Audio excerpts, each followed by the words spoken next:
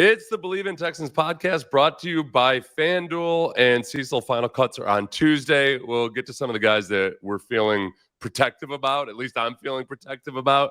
But I want to start out with what are the actual things we learned in this training camp that we can really bank on? Because you take everything with a grain of salt in the preseason, but there are some things that I feel mean something, and that, like, okay, this is substantial. They can lean into this. Ooh, that's a good question. I think watching Nick Caley, his first training camp, his first preseason, they're gonna be physical and they're gonna try to run the dang on football. Yeah, like I don't know which guys are gonna be back there, but they're gonna be running the football for sure. That's the running game, and then included in that are the running backs themselves. And the biggest thing that, look, I love Jawar Jordan. I'll talk about him later, but like, how are these guys going to run behind the blocking that's in front of them with those offensive linemen? The thing that I really took from it with the running backs was the pass protection.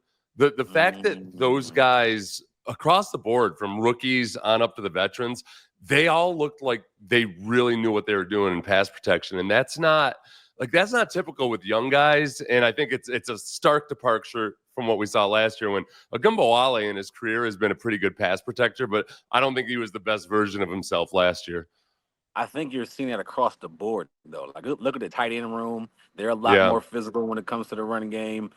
Cade Stover was gushing in one of his interviews recently about how fun it is to do a crack block or to come down the line of scrimmage and finish a block on the defensive end. So when you have that mindset, that physicality, it's kind of rubbing off from Nick Caley and Popovich on everybody. So it's exciting to see. Yeah, no, and Damian Pierce was on the postgame with Sean Pendergast and Clint Sterner. Your replacement. That's what you used to do the postgame. But Damian Pierce was talking about like how much Cole Popovich is involved in the running backs room when they're setting the pass protection and teaching it. And it's all this basic stuff. And you don't want to congratulate them for doing the stuff that they should be doing, but it's just so much different from the nuts and bolts level from what it was last year. This one, I'm real curious from what you saw. The thing that I was encouraged by that wasn't there last year was just the quick passing game. And especially when it comes to making the offensive line's job easier. It's all right, if they're going to play a whole bunch of cover two and shell coverages because of Nico Collins, how do you take advantage of it? And it just feels like that was a little bit more automatic. And some of that was from what I saw in practice, more so in the games. But that part, from the very beginning of camp, even when the Texans offense was struggling, they just seemed to be a little bit more automatic with that. It helps the entire offense. When you get the ball out quick, it helps your offensive line. It stops the pass rush from coming so quickly. Like, they just can't get there, right? And you're getting the ball in your playmakers' hands ASAP. That's what you want. You want Kirk, and you want Higgins, and you want even Woody Marks and whoever else is outside to get the ball quickly, make a guy miss, and get positive yards. So I think, honestly, that should be more involved in the entire NFL. I don't know why we don't do more quick game and take advantage of what they're giving you, right? I think it's so simple, but not everybody does it, and everybody doesn't do it at an elite level. I guess it's one of those things too. It does when you have an incomplete pass early and it's a 5 yard, 5 air yards or something, that that's like getting a tackle for no gain, or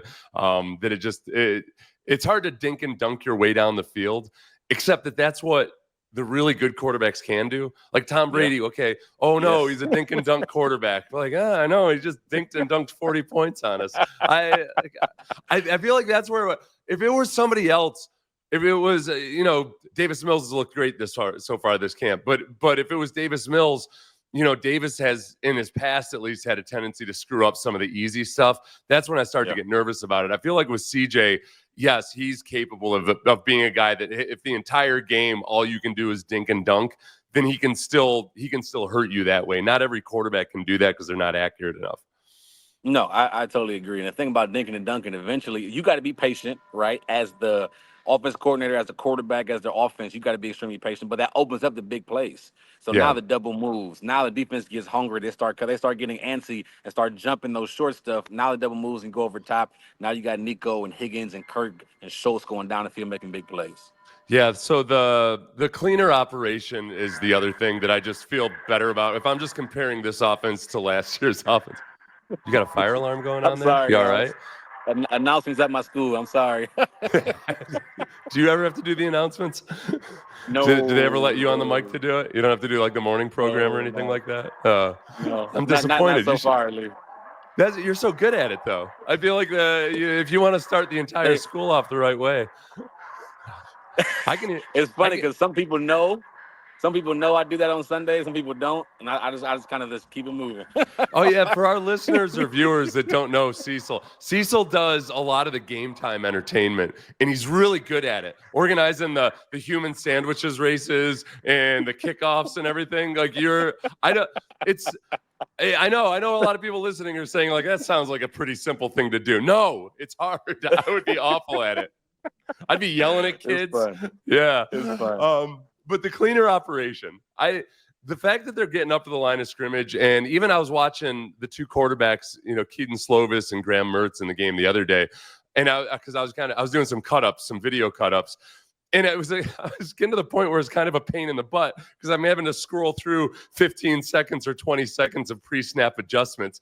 But at the same time, I'm appreciating, wow, look at that. They moved a tight end in to pass protect. Oh, look at that. He's checking the protection. He's checking to a run play. We didn't see any of that last year. And that's very much something that they've emphasized. So that part of it's going to look different. The next step is just, all right, the quarterback's got to make all the right calls while you're doing all that stuff. Yeah, that's going to be tough. Making the right calls. There's going to be some in-game mistakes, but they're going to handle it well. When your 3s and 4s are doing it and they're doing it at a decent level and they're comfortable out there doing it and they're executing, like they did well against the Lions last week. Yeah. So I'm excited to see CJ and these guys get going on offense. And like you mentioned, it's going to be a very clean operation. Hopefully it stays that way when it comes to the Rams game in a couple of weeks, but they'll be fine. So you hinted at it when we started off talking about the run game, and they're going to run the ball. Last year, they had the 6th most play action pass attempts in the league. And you try to match that up with the fact that they were not a good running football team. So like you're trying to set the play action up, but meanwhile, and towards the end of the year, that Titans game really sticks out when they lost at home. The linebackers are just sitting back there at 7 yards deep, just waiting. They're like, all right, if they run it, they run it. We'll take care of it. Somebody's going to get destroyed on the offensive line. So, yeah, I think they're totally going to run the ball. The things that we won't know until the regular season, that we can't necessarily, we do take a grain of salt with in the preseason. The run game for me is part of it. And you take the Texans in Los Angeles against the Rams in week 1. FanDuel's got the Texans as a 2.5-point underdog in that game. One of the big areas of focus for the Rams this year is whether they can improve their rushing defense because their run defense just wasn't good last year. So I hope that we get to see that work out in that game. And I think the Texans rushing offense will be a lot better. I like the Texans with those odds because I think they're going to be a better rushing football team. But with the one big, huge hanging question mark of what are they without Joe Mixon? Because it's looking more and more like Joe Mixon's very possibly not going to be available for week 1. So I'm with the composition of the room and with cuts not coming until tomorrow, the Texans waited until pretty much the last couple hours last year to make all their cuts officially. How do you feel about the non-Joe Mixon running backs? Good question. In my opinion, I believe what we saw from Nick Chubb is probably what we're going to get, and I think he may have a. And I want to be mindful of he did have a foot injury last year, so he's coming off of that, right? Yep. But every time he touched the ball, it's positive yards in the preseason. It's been, even if it's 2 yards, it's falling forward. It's 5 yards, it's 6 yards, right? It's positive yards. But I don't see the explosiveness coming. So I wonder if Dameon Pierce should be the starting running back, and then Nick Chubb can come in and be the change of pace power guy that can come in and get positive yards or whatever the case may be. But I do think a mix of those two would be decent, especially with Dameon Pierce. I think he can really come downhill. It's not going to be that hard of a read for him. I think this type of offense is better fit for him, where he can come downhill, find the hole, hit it hard, and be able to show his explosive nature. But the question for me is Woody Marks going to play a lot? Like, is he going to be involved more? Is Darway going to be involved a little bit? So it's going to be interesting to see what the dynamic is. I'm more confident than I was a week ago. Yeah. But I'm not like bullish on him. I'm not like, oh my gosh, great. Because the last time we seen Dameon Pierce, he hasn't been the same guy since his rookie year. That's just what it is. And last time Right. we seen Nick Chubb, he's on the IR. So it's not like you have a beautiful running back room. It's some pieces that got to be able to put in place, and we'll see. That's where when I try real hard to just compare this year's training camp to last year's training camp for all these reasons, the whole grain of salt thing. Last year, I had a really hard time evaluating Dameon Pierce and whether he's even making the right reads or not, because the offensive line during training camp was so slipshod that everything was just so murky that it was really hard to tell. When I go back to that game and when I rewatch Dameon, there were a couple plays that only went for a yard or two, but that it was very clear that, okay, there wasn't great blocking in front of him, or, there was an unblocked defensive lineman. So he had to cut back, and it just, like, he didn't have options. When he did have options, he was getting 4 or 5 yards, or a first down, or he's knocking somebody back at the end. So I don't know what his ceiling is right now, but I feel better about where he is right now in this system compared to where he was last year. The Woody Marks one is interesting because he is, like, so many, and this with slot receivers especially, but running backs, slot receivers, those guys versus just vanilla defenses and not starters all the time, it's just so easy to get excited about it. And I guess that's my other question is, so Jalen Noel, slot receiver, classically, slot receivers look awesome during training camp because they're going against vanilla coverages. They can find the spots. I expect to see more of Jaden Higgins and Jalen Noel early on, just because Jaden's got size. He's got the route running ability, the things that kind of transfer over quickly, where Jalen Noel is going to be behind Christian Kirk, and Christian Kirk has all that, the savvy stuff that you want out of a slot receiver. Yeah, I don't know.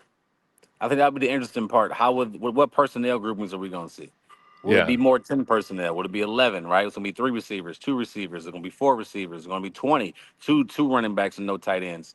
Because you're right. Noel's behind Kirk, and it's a great opportunity for him to learn. But Higgins is more, he's probably going to be on the outside, the other side of Nico. That's what I can guarantee. And then Kirk's in the middle.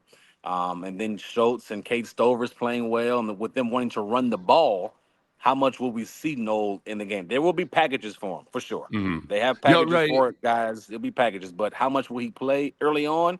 Probably not as much as maybe later in the year. Yeah, and I like with Jalen Noel because he has that elite quickness and speed to him, that the package is the most effective way to just kind of spring him on a defense that gets into a rhythm. And if you like versus the Jaguars, you got a young Travis Hunter, young defensive backs like that. He's got that deep ball ability or deep threat ability, but you're sneaking him in while teams are obsessed with Nico Collins. I guess Xavier Hutchinson's the other big one too, because at this point, I think Xavier Hutchinson probably gets more targets early on, but it's not like they didn't use Jaden Higgins at all in the preseason. So that might just be a game-by-game thing, or just even within the game, what's working and who they like. Do they keep 6 or 7 receivers in your opinion? I think they're going to keep 6 just because there's a logjam at running back, and they're going to have to keep an extra guy at least. Well, I mean, it all depends really on whether Joe Mixon is on the PUP or if he's on the active roster, and we'll find that out tomorrow or by the end of tomorrow. So that's why I just don't know. And that's where, when we get into some of the cuts that we're dreading or the guys that we've got a sentimental attachment to, I don't really have a sentimental attachment to Justin Watson. It's just that I know that, they gave him respectable money. I don't think they expected that they were signing an impact guy or anything, but they kind of, they chose him as a veteran to come in, a guy that's been on a championship team in Kansas City. So it's the numbers get between the running backs, the tight ends, and then the wide receivers. There's going to be a couple guys that you like and that they'd really love to keep, but I don't know if they're going to be able to do it. I think the other big one, and you touched on this a little bit, or we touched on it earlier, is just like the CJ Stroud adopting or getting comfortable with this offense part of it. Early on, I was saying a lot like, hey, this is a lot on the quarterback's plate, and you got to be careful. You remember, he's not going to step right in there and be like Tom Brady in his 15th year. The more I watched Caley teach and the way he kind of does things methodically. And then you factor in that CJ, like CJ said, hey, these last couple of years, I didn't have as much control at the line of scrimmage as I did in college or even high school. It's not like this is a foreign concept to CJ. It's more just getting all the terminology and everything that's a little bit different, or all the wrinkles of this offense into it. That's where I might be guilty of just being a little too optimistic that there won't be any hiccups early on, even though CJ himself is telling us, hey, listen, there's a learning curve here. It's going to be a huge learning curve. I think, especially when he goes against a type of defense that likes to disguise what they do up front. And you notice, you described this not too long ago, how last minute the defensive line would shift one way or shift another way, how the linebackers and safeties would move and move around and try to switch things up. And that's tough. And it's going to be mistakes that happen, right? But I think CJ is going to be able to handle it well. I think he'll feel more powerful. He'll feel more, how do I put this? He'll feel better being in control at the line of scrimmage. Because last year, it was like, whatever happens. Okay, sack. Oh, I got to get rid of the ball. Now he's in the position where, okay, I see what I see. Now I can move the slide of protection this way or that way. I can call a hot route. I can switch to play. Like, he has that freedom to be able to make the mistake. I didn't see the fly. I saw it. I saw it earlier. Yeah, it was a fly, yeah. I wasn't disagreeing with what you were saying. I was just smacking my forehead. Well, come on. No, but he would have more. I think as he goes, he'll get more and more. I think he's comfortable now. But I think as time goes, he'll be real comfortable. And we'll all know when he's really calling the shots and, like, settled in. We'll all know, because it'll be so evident through his play and calling. One of the first times I ever did an interview was a radio host. I had my old teammate Mark Brunell on, and Mark did that thing where sometimes when a guest asks you a question, as a host, you're all of a sudden you're like, oh crap, I got to think here. Wait a second. He said, hey Seth, what's the most important thing for a young quarterback to have? And I was like, a running game. And he said, no. It's a defense, a good defense. And he's not really a young quarterback anymore, but being in a new system, it's nice to have that defense on the other side of him. And then obviously a good rushing attack helps a lot too. So I think. Wait, why you say he's not young anymore? Why you say he's not young anymore? I don't know. Because I spend so much time covering. You're exactly right. He is young. He's still young. I've even said as recently as this morning, I called it. I talked about just how it's hard for young quarterbacks to really embrace the check down. That no, you gotta get to that check down quick. As soon as you recognize the coverage isn't what you hoped it would be or what's best versus these routes, that check it down while the running back still has some room before the linebackers gather their feet.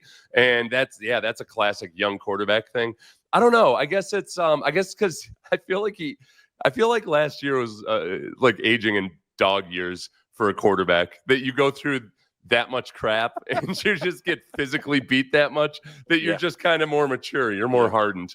It's like kids who grew up in Eastern Europe versus American kids. Like, all right, those kids have just seen more, man. Those kids, these NBA players that come over, and you're like, all right, this guy's been through some stuff, as opposed to us in our pampered American ways. The guys that I think are going to get cut, but that I'm really dreading because I really like them. The first time I list is Jawar Jordan, because again, there's kind of a log jam at running back, but man, I went back and I was putting some cut-ups together of him today. And yeah, he's an undersized guy, but there is zero lack of courage in him. Like he hits it when it's time to run between the tackles. He just hits it. And there are times where I think a lot of speedier, slower, or faster guys like him would have bounced it outside on some of these plays, but we know that D'Amico and Caley are just drilling into these running backs' heads like, no negative yardage, run behind your pads. And then in the game the other night, though, he did that a few times, but then there was one time where everything was closed up in front of him, and he bounced it outside to the left for a really nice gain. And I hate it when size is the deciding factor. But I look at him and they've already got a Woody Marks that they drafted this year, and he's not as small as Jawar Jordan, but I think that ends up being the deciding factor, is that he's a young guy that they probably think they can protect on the practice squad, and he's just not the ideal size when Joe Mixon, he's not going to be a Joe Mixon replacement, obviously. No, I definitely agree with that. My first thought was Braxton Berrios. I'm just in love with the guy. I think Yeah. he can be a really good returner. I believe he was a Pro Bowl returner at one point in time. I think Yep. the numbers are there. It doesn't make sense for him to be on the roster if that's because I was debating. I'm like, if they keep 7, maybe he can hang on. But I'm like, within that 7, I don't know what role he would be. I don't see him in the top 6 at all. I just think it'll be tough for him to be able to get in. Well, maybe he is in there. Maybe he Yeah, is in there. I've got him in my top. I've got Nico Collins, Christian Kirk, Xavier Hutchinson, Jaden Higgins, Jalen Noel. Like those two are definitely make it, and then Braxton Berrios, partly just because of the return part of it. And Maybe after he is that, in there. yeah, You have yeah, Watson out? yeah. I've got Watson out. I think Watson's the odd man out. Okay. Okay. Okay. So I was thinking Watson makes it just because of special teams as far as him running down on kickoff and whatever. Um that's That's where interesting. they've got. I mean, and it's a testament to Casario and how much he values special teams. Is that they've got so many guys at every position group that I catch myself saying, well, they got to keep him because he's a good special teams player. Well, they got to keep him because he's a good special teams player. And then they got they've got a lot of really good special teams players. So I think Watson's probably one of the guys that at some point Frank Ross doesn't get to keep everybody that's good on special teams. Frank got a lot of pull, man. Frank got a Yeah. lot of pull. What's going on? But my thought with Braxton is you still got probably Jalen or Tremont Smith that can be a returner. You Yeah. got Damian Pierce that can be a returner. You got Jalen Jalen Noel that Noel can as be a well. returner. Yeah. You know what I mean? So that's why I Yeah. was kind of thinking he might be the odd man out in that situation. Yeah, that's a boy. You know what? And that might be. I think the group think kind of has Braxton Berrios making it. Mm. So if Braxton Berrios ends up getting cut, I'll be distraught because I like him a lot. He's the same for the same reasons as Jawar Jordan. You know, you just love small guys that play there. Like Braxton Berrios was in there on that Woody Marks touchdown, blocking a lineman and working up to the second Mm-hmm. level. Doing all that stuff Mm-hmm. that we don't want Tank Dell doing in there on goal line. He was doing all that stuff again. That would be a tough one for me. And then the other, like the two young guys that I don't think are going to make the team, but really showed out in the game the other day are Cornell Powell and Quintez Cephas. You know, Cornell Powell he'd been on the squad for like 3 hours and shows up and ends up being the leading receiver.